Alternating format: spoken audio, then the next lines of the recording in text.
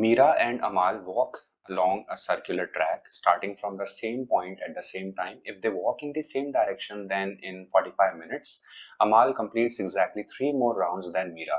And finally हमें number of rounds ही निकालने हैं, राइट? तो हम एक काम करते हैं, इनकी जो स्पीड है उसको राउंड्स पर मिनट में लेकर के चलते हैं। तो मीरा की स्पीड को हम लोग मान लेते हैं m राउंड्स पर मिनट, राइट? ये मीरा की स्पीड हो जाती है।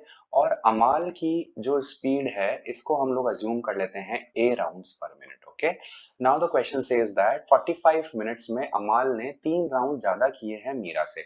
सो 45 into a minus 45 into m, this difference should be equal to 3, right? तो यहां से a माइनस m जो है ये हो जाता है 1/15 के बराबर। एक चीज तो ये समझ में आनी चाहिए। Then the question says that if they walk in opposite direction, then they meet for the first time exactly after 3 minutes. तो 3 मिनट में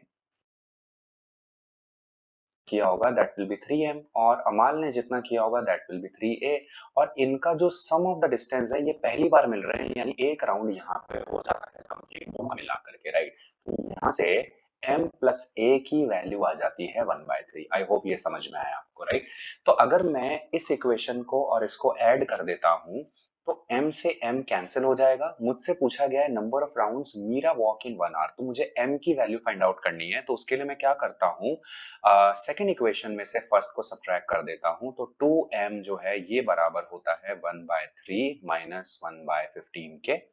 so let's multiply this with 5। Okay, अब इसको सॉल्व कर लेते हैं। 5 माइनस 1 इज 4/15। तो यहाँ से m की वैल्यू आ जाती है 2/15, राइट? तो ये 1 मिनट में बेसिकली इतने राउंड्स कवर होते हैं। तो 1 आवर में कितने होंगे, यानी we are talking about 60 minutes. So 2/15 को हम 60 से मल्टीप्लाई कर देंगे।